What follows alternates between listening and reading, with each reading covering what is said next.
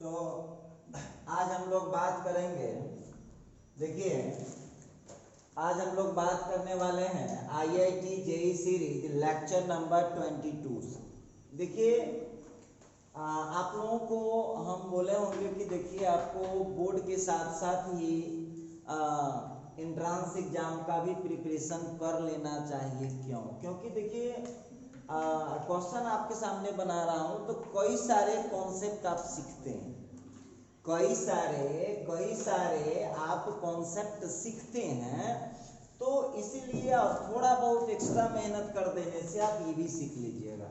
तो चलिए आज ये लेक्चर का पहला क्वेश्चन है, लिखता है इफ, वो जो देख रहे हैं ना बड़ी ब्रैकेट में x को घेरे हुआ है उसको पढ़ते हैं इंटीजर फंक्शन। सुनिए उसको पढ़ते हैं हम लोग इंटीजर फंक्शन, डिनोट्स का आगे लिख भी दिया है ग्रेटेस्ट इंटीजर। वो जो है ग्रेटेस्ट इंटीजर फंक्शन वहां पर है, उसका मतलब है less than equal to x।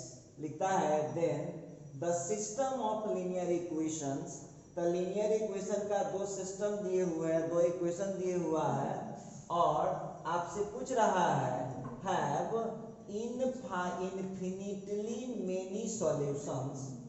इस क्वेश्चन में आप लोग ध्यान से देखिएगा, ये जो हम लोगों का है ये होमोजेनियस सिस्टम है, होमोजेनियस सिस्टम है। क्यों होमोजेनियस सिस्टम है? क्योंकि इंडिपेंडेंट कांस्टेंट इसका जीरो। और आप देखिए आपके जो टीचर पढ़ाते हैं वो सीधा होमोजेनियस को इग्नोर कर देते हैं। होमोजेनियस को इग्नोर कर देंगे तो बोलिए क्वेश्चन बन पाएगा? तो जिन बच्चों के पास टोटल कंटेंट नहीं होगा, हमारे ऐप पर जाइएगा, SK सुमन मैथ क्लासेस ऐप पर ये टोटल कंटेंट आपको मिल जाएगा, उसको थोड़ा सा स्टडी किया कीजिए। चलिए तो आज हम बात करते हैं। तो यहाँ पर दो लिखा है, बहुत सारे सॉल्यूशन हमको लिखा हुआ है। देखिए इस क्वेश्चन में कितना चीज सीखिएगा, वो इंटीजर फंक्शन x है। अब कुछ बच्चे हैं जिसको यही नहीं पता होगा कि भाई ये इंटीजर फंक्शन क्या होता है, तो वो कैसे बना पाएगा आप ही बताइए। और यदि हम इसको सीखते हैं तो आज देखिए हम लोग इस सवाल में कई सारी बातें सीखेंगे, ठीक है। तो चलिए सॉल्यूशन करते हैं। पहले तो हमारा जो क्वेश्चन है उसको पहले हम लोग उतार लेते हैं। गिवन दैट हमारा पहला क्वेश्चन है integer function sine theta into x plus integer function minus cos theta into y equal to 0। चलिए इसके बाद है अगली बातचीत है इंटीजर फंक्शन कॉट थीटा। सुन लीजिए, तो कॉट को कॉस बाई साइन कर सकते हैं, कॉट को कॉस बाई साइन कर सकते हैं, तो डायरेक्ट उसको तोड़ के लिख लेते हैं। तो वो हो जाएगा integer function cos theta x plus integer function sine theta y, और नीचे का जो एलसीएम कॉस थीटा आएगा, देखिए समझिए कॉट थीटा को लिख दिया कॉस बट्टे साइन, कॉस बट्टे साइन लिखा, और कॉस बट्टे साइन लिखने के बाद उसको जब बटा पके जोड़ कीजिएगा तो इतना आपको चला आएगा। ये हम लोगों का दो इक्वेशन दिया हुआ है। आप खूब बढ़िया से जानते हैं कि चाहे सवाल कुछ भी हो, डेल्टा तो चाहिए। दूसरी चीज है कि आप क्या बना रहे हैं, आपको ऑब्जेक्टिव बनाना है ना, तो ऑब्जेक्टिव बनाना है तो यहाँ तो यहाँ तो क्या बोलते हैं होमोजेनियस का कॉन्सेप्ट लगाइएगा। तो होमोजेनियस का कॉन्सेप्ट लगाने के लिए डेल्टा तो आपको चाहिए ना हर हाल में। तो यहाँ पर जो आप लोग देख रहे हैं ए का वैल्यू कितना है आपके पास, 100 बात बताइएगा। तो ए का मैट्रिक्स के फॉर्म में लिखिए, तो है हम लोगों का ये सब कहना। देखिए तो आप लोग सीधा आ जाइए, उतना मत बढ़ाइए। आप ऑब्जेक्टिव बना रहे हैं ना, ऑब्जेक्टिव की तरह बनाइए डिटरमिनेंट ऑफ ए। तो चलिए लेते हैं, कुछ भी होगा डिटरमिनेंट तो निकालना ही ना पड़ेगा। साइन थीटा, फिर है इंटीजर फंक्शन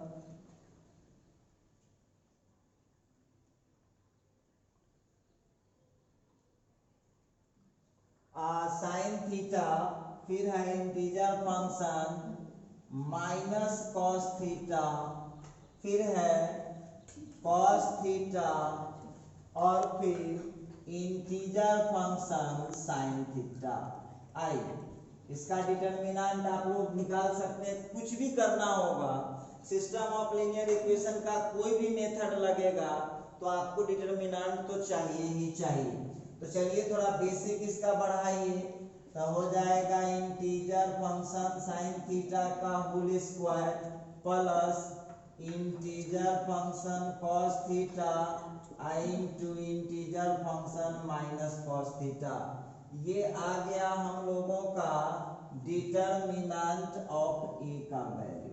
आइए अब हम लोगों को इस क्वेश्चन को आगे तभी बढ़ा पाएंगे जब हम इंटीजर फंक्शन के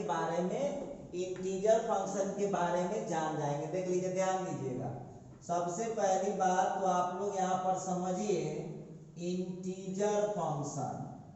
तो इंटीजर फंक्शन को जो है हम लोग ऐसे डिनोट करते हैं। इंटीजर फंक्शन का मतलब ही हो गया कि रिजल्ट जो इसका लिखाएगा वो हमेशा एक इंटीजर ही लिखाएगा। एक सेकेंड, इसका रिजल्ट जो है वो इंटीजर ही लिखाएगा। अब देखिए ये इंटीजर फंक्शन सीख लीजिए, देखिए कितना चीज लोग सीखता है एंट्रेंस एग्जाम प्रिपरेशन करने से। अब ये इंटीजर फंक्शन आप जानते हैं ये दो ब्रांच में बट जाता है। एक बटता है greatest integer function, greatest integer function, greatest integer function में बटेगा, और दूसरा बटेगा यह smallest integer function, smallest integer function.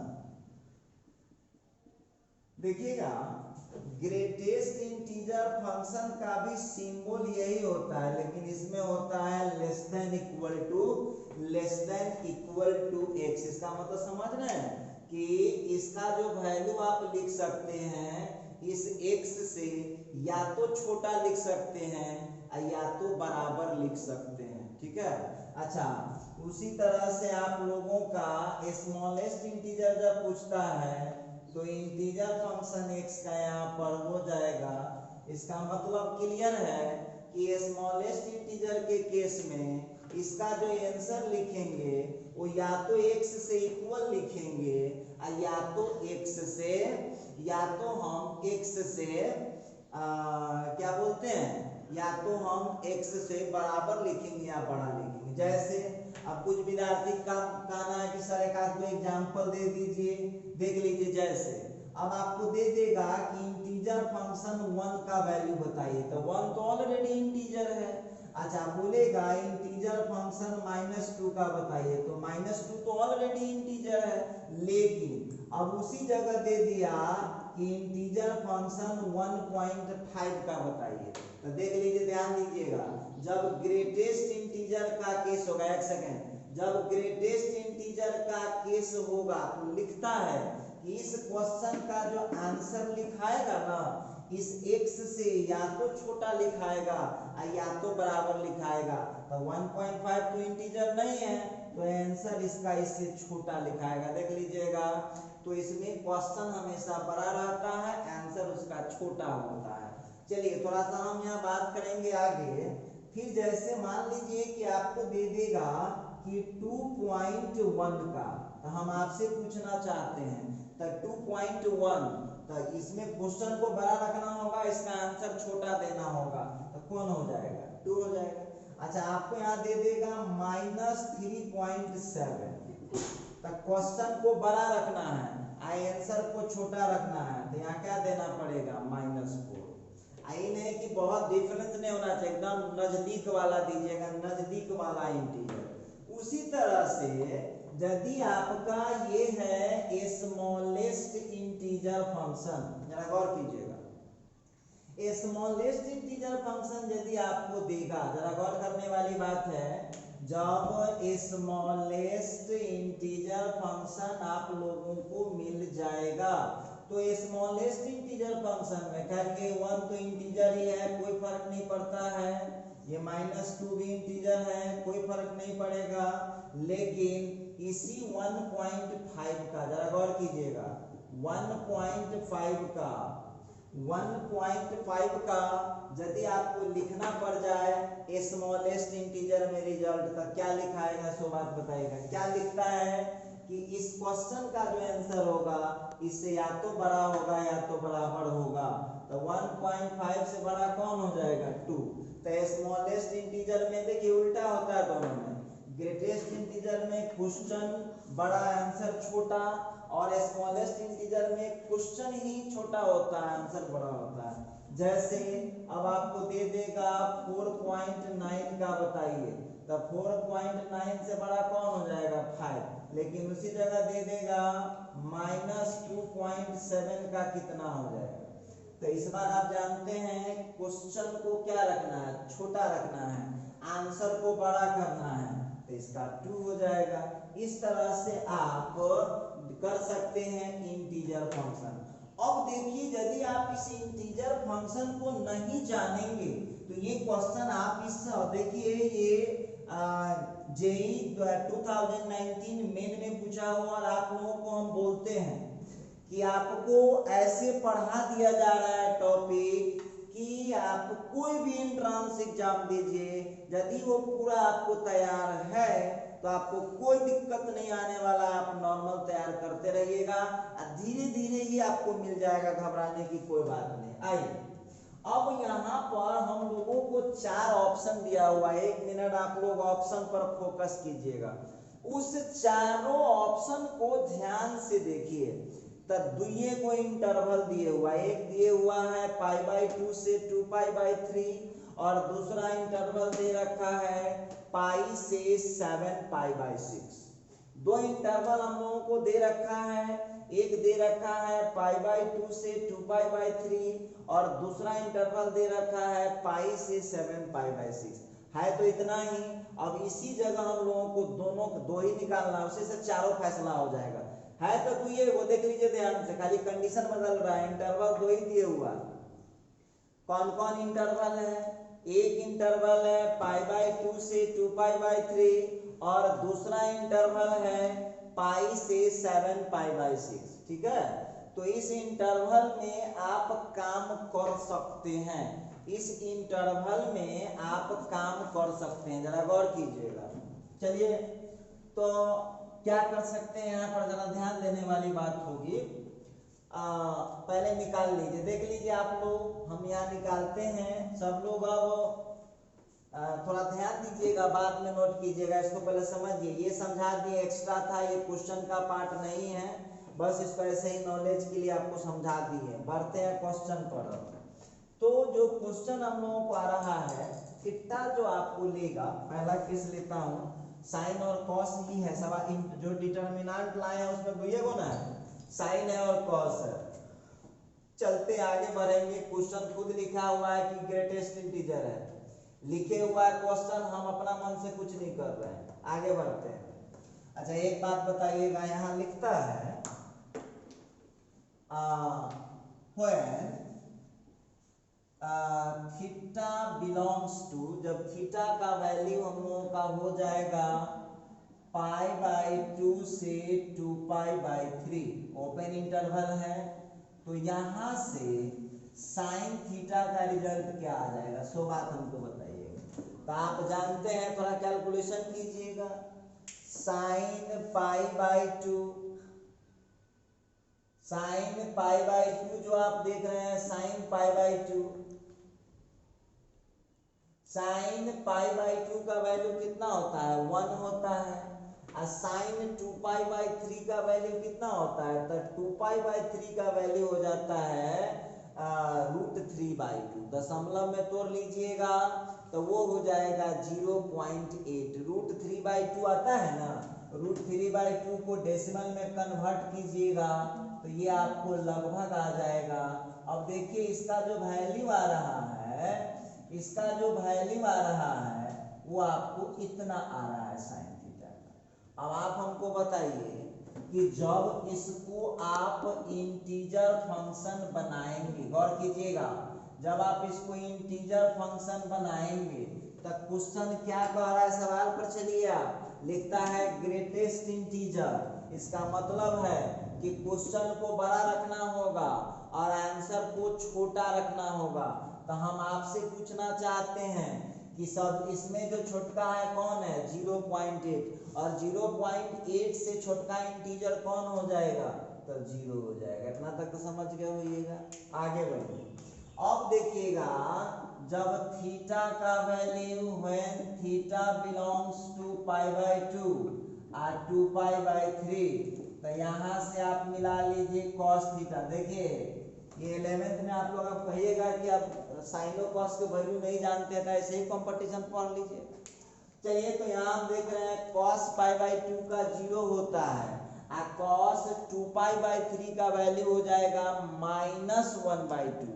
तो -1/2 का मतलब हो गया -0.5 से 0 तक। अब आपसे हम पूछना चाहते हैं तो यहाँ पर अब इसी को जब हम इसका माइनस कॉस थीटा लेंगे तो उल्टा हो जाएगा।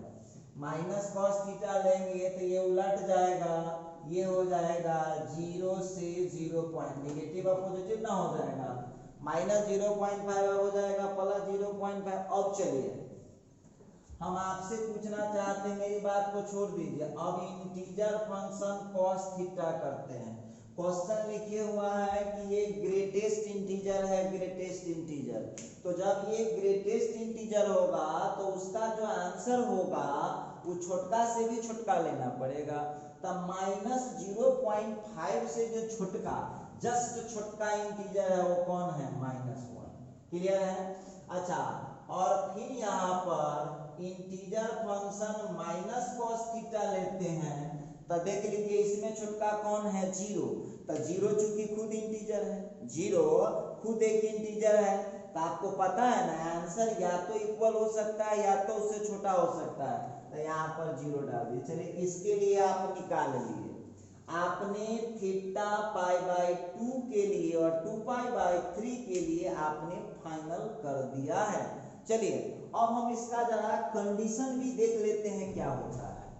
कंडीशन देख लेते हैं। हम लोगों को डिटरमिनेंट का वैल्यू कितना आया हुआ है, यहाँ डिटरमिनेंट का वैल्यू आ चुका है।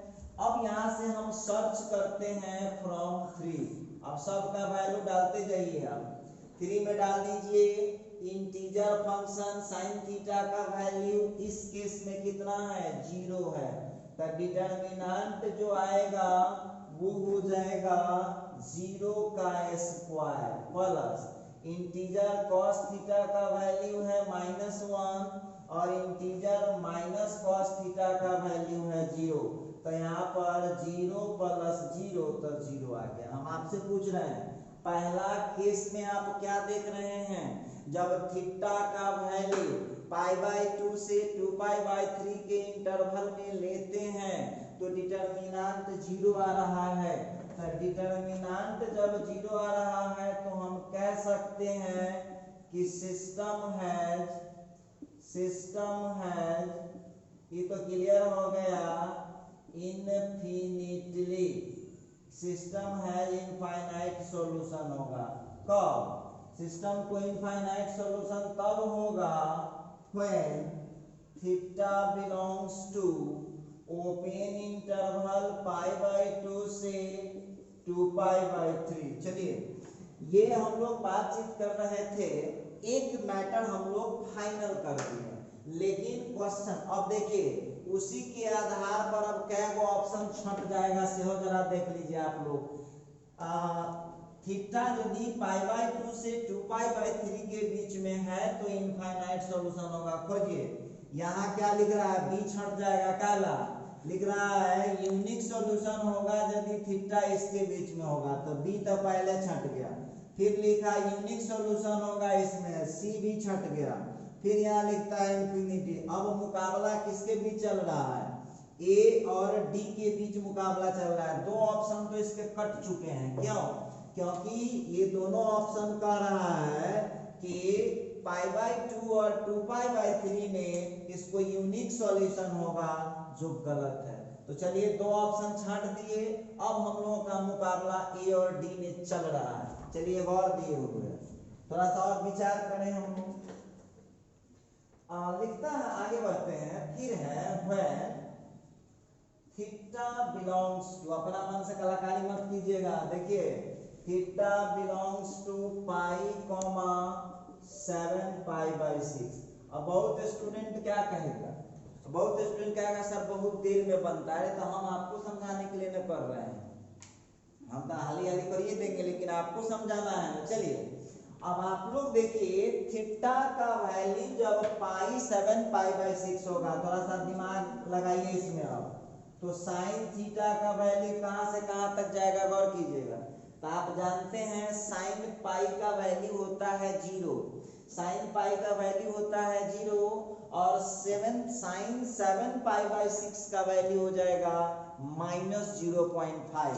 तो छोटका कौन होगा, -0.5, तब न 0। अब यहाँ पर आप लोग मिला लीजिए, इसका यदि हम इंटीजर वैल्यू निकालते हैं तो आंसर जो लिखाएगा -0.5 से छोटका, -0.5 से छोटका कौन हो जाएगा, इंटीजर, तब -1। चलिए कि तो फाइनल हो चुका है। आगे बढ़ता हूँ, फिर लिखता है, ये तो निकल गया, एंड cos थीटा का वैल्यू आप बताइए, जब थीटा बिलोंग्स टू पाई, इसे हम लिखिए देते हैं, रुकिए, also theta belongs to pi comma 7 pi by 6। अब देखिए यहाँ से यदि हम विचार करें तो cos थीटा का वैल्यू कितना होगा, cos थीटा का वैल्यू कितना होगा, जरा इस पर हम लोग विचार करते हैं। तो आप जानते हैं cos पाई का वैल्यू कितना होता है, -1, और cos 7 पाई बाई 6 का कितना होता है, तब -0.8। अब देखिए ये सब आप लोग पढ़े होंगे, 11th में पढ़े होंगे। तो यहाँ पर आपको cos थीटा का जो वैल्यू आ रहा है, एक आ रहा है -1 और एक आ रहा है -0.8। तब देखिए इंटरवल में क्या होता है, शुरू वाला छोटका लिखाता है, अब बाद वाला उससे बड़का लिखाता है। अब आप हमको बताइएगा, मेरी बात को छोड़ दीजिए, cos थीटा का वैल्यू यदि इतना है तो यहाँ से हम माइनस cos थीटा इजली तो उलट जाएगा, ये हो जाएगा 0.8 माइनस से प्लस हो गया। अब हम आपसे पूछना चाहते हैं, मेरी बात को छोड़िए, अब यहाँ पर हम करेंगे cos थीटा का इंटीजर वैल्यू। आप जानते हैं कि आंसर जो होगा वो या तो इक्वल होगा या तो छोटा होगा। तब cos थीटा के लिए -1 आ रहा है, तब -1 खुद एक इंटीजर है, तो चलिए ये आंसर हो जाएगा। लेकिन जब इंटीजर करेंगे -cos थीटा का, तब बोलिए 0.8 से छोटका, जस्ट छोटका इंटीजर कौन होगा, तो वो हो जाएगा 0। हमने सब वैल्यू निकाल लिया, ठीक है। अब आप लोगों के पास जो कुंजी था, क्वेश्चन तो एक ही है, ये है, आप क्वेश्चन 3 में डाल के चेक करिए, फिर चेक करिए क्या होने वाला है। तो फिर वहां पर हम लिखेंगे अगेन फ्रॉम 3, अगेन फ्रॉम 3,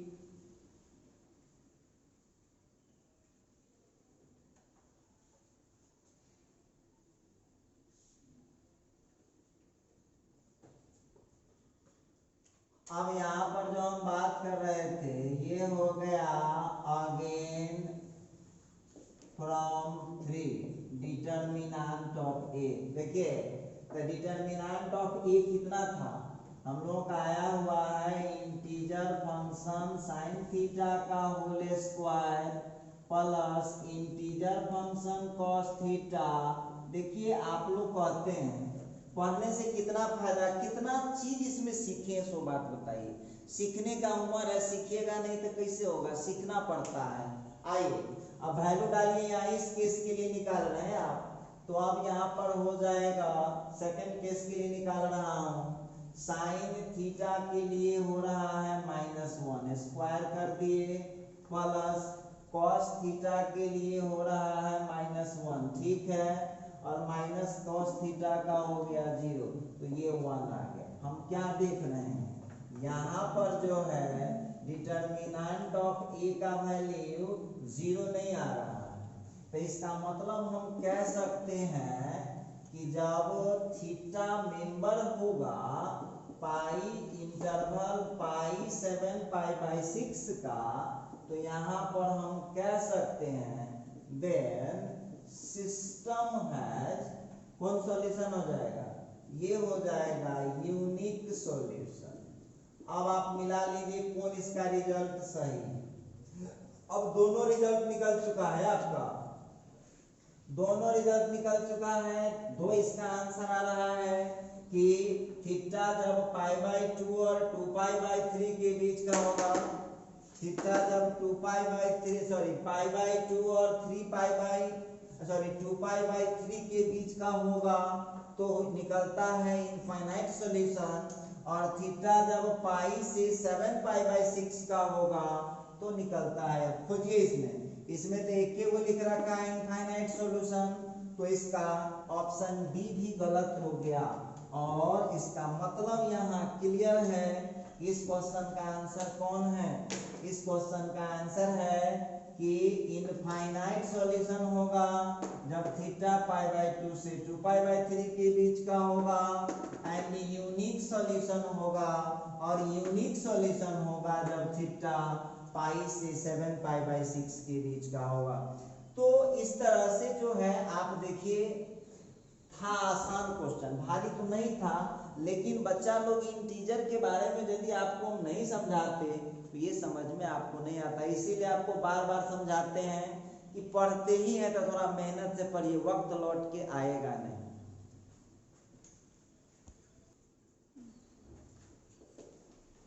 चालू कीजिए।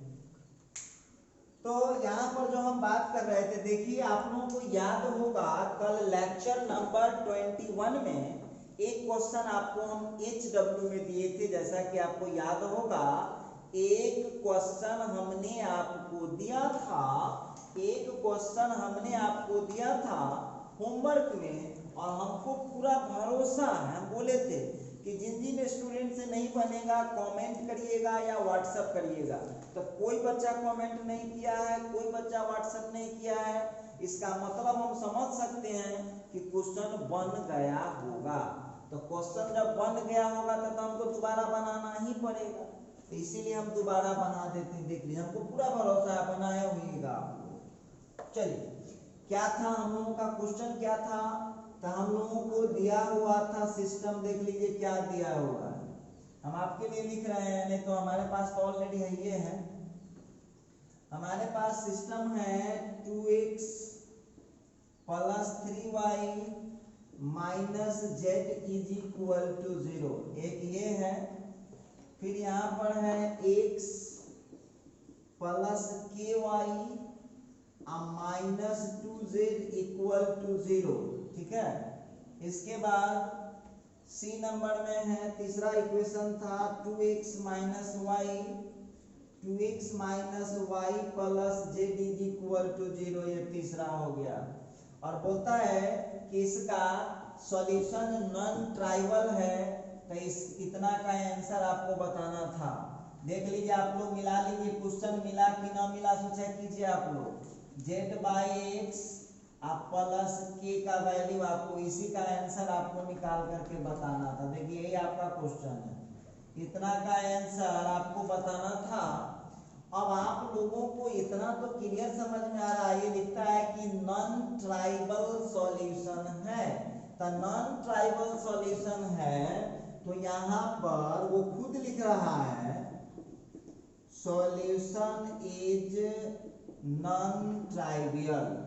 देखिए ये सब कहाँ पढ़े हैं आप, होमोजेनियस में पढ़े हैं। तो जब नॉन ट्राइवियल सॉल्यूशन होगा तो डिटर्मिनेंट इसका कितना हो जाता है, डिटर्मिनेंट इसका हो जाएगा 0, तो 1k माइनस 2, फिर हो गया 2 माइनस 1 1 इज इक्वल टू 0। देखिए यहां से आपको होगा क्या, सुन लीजिए आप कहानी, आगे काम आपको खुद से करना है।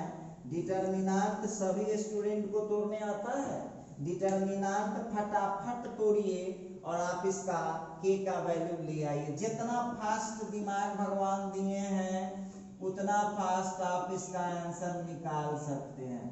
तो चलिए हम इसका एक्सपेंड कर रहे हैं, R1 से एक्सपेंड कर रहे हैं। देखिए R1 से हम लोग एक्सपेंड इसको कर रहे हैं, तो R1 से इसको हम एक्सपेंड कर रहे हैं तो क्या हो जाएगा, तो 2 इंटू ये लेंगे हम लोग तो k माइनस 2, फिर minus 3 into 1 minus minus plus 4 और फिर प्लस डाल के माइनस 1 तो माइनस 1 और minus 2k is equal to 0।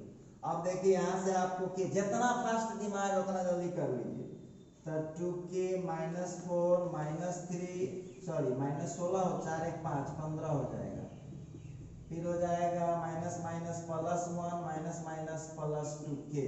अब देख लीजिएगा आप लोग, यहाँ से आप लोगों को कितना आ गया है, जरा गौर कीजिएगा। डिटरमिनेंट का वैल्यू 2 और 2 4k, अब हो गया 15 4 15 और 4 19, 19 में से एक घट गया तो हो गया माइनस 18, उधर 18 हो गया। अब k का वैल्यू हो जाएगा 9/2। चलिए वो तो वैल्यू आप निकाल चुके हैं, k निकल गया, k का वैल्यू आ गया है 4 घर चल जाएगा डिवाइड बन के तो 9/2 आ गया। देखिए अब हम लोगों को k तो मिल चुका है, इस k का वैल्यू मिला, ठीक है। अब हम लोगों को ये रिलेशन पता करना है, तो कॉमन सेंस अप्लाई कीजिएगा, z को हटा दीजिएगा तो x y का रिलेशन मालूम चल जाएगा, x को हटा दीजिएगा तो yz का रिलेशन मालूम चल जाएगा, और फिर y को हटा दीजिएगा तब चालाक बनिए चालाक। देख लीजिए उसमें कोई ऐसा इक्वेशन दूगो है जिसमें k नहीं है, खोजिए तो ऐसा कोई है, खोजिए तब कोई ऐसा इक्वेशन उसमें दिख रहा है जिसमें k नहीं है, जरा मिला लीजिएगा आप लोग।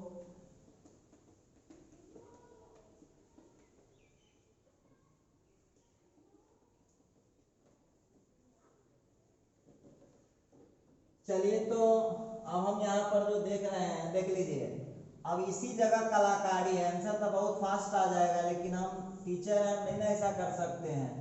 फ्रॉम 1 and 3 देख लीजिए, 1 and 3 से क्या है आपके पास, फ्रॉम 1 and 3 आपके पास है 2x plus 3y minus z equal to 0, और फिर है इसका 2x minus y plus Z. देखिए इसको जोड़िएगा ना, ये पहला है ये तीसरा है, जब ये जोड़िएगा इसको तो जेड कैंसिल हो गया, देखिए जेड कैंसिल हो गया। अब आपका हो गया है 4x plus 2y equal to 0, तो यहाँ पर आप लोगों को x बटा y का मिल जाएगा, 4x is equal to minus 2y, तो x बटे y is equal to minus 2/4, तो कितना आ गया माइनस 1/2, ये आ गया x बटे y का वैल्यू। चलिए ये हो गया हम लोगों का इक्वेशन नंबर 5, x बटे y का वैल्यू आ गया है माइनस 1/2, क्लियर है। अब देखिए हम लोगों को 1 and 3 से सेम टू सेम कथा करना है। अब देखिए x और y का यदि आपको रिश्ता मालूम चल गया तो अब आप देखिए z कटा है तो xy का मिला है, x को काट देंगे तो yz का मिल जाएगा। फिर देख लीजिए क्या करना पड़ेगा, लिखा हुआ तो है ये है, इक्वेशन 1 में से 3 को घटा लीजिए, तो 1 में से 3 को घटाइएगा तो 2x कैंसिल, y वाला 4y हो जाएगा, और यहाँ का माइनस 2z इक्वल टू 0, तो अब हो गया 4y is equal to 2z, खींच लीजिए, तो y/z यदि करेंगे हम तो 2/4 हो जाएगा 1/2, इसको आप मान लीजिए इक्वेशन नंबर 6। देखिए बहुत इजी है y/z। अब उसी तरह से आप क्या कीजिए, y को गायब कर दीजिए, तो y को गायब करने के लिए क्या करना पड़ेगा, equation 1 plus equation 3 into 3 we get. अब आप देखिए कहेगा कुछ ना आता है सर, तो ऐसे थोड़ी पढ़ लीजिएगा, तो भाई इक्वेशन 1 को पहले नोट कर लीजिए आप, 2x plus 3y minus Z, और इक्वेशन 3 में 3 से मल्टीप्लाई होगा तो 6x हो गया, माइनस 3y हो गया, प्लस 3z। इसके बाद इसको आप जोड़ रहे हैं तो जोड़ लीजिए, यहाँ के कट गया तो ये हो जाएगा 8x, अब प्लस हो जाएगा 2z, ठीक है। अब यहाँ से किसका वैल्यू चाहिए, z/x का चाहिए, तो 2z is equal to minus 8x हो जाएगा। अब देखिएगा, अब कुछ नहीं करना है, आपको करना कुछ नहीं है, खींच के लाइए आप उसमें,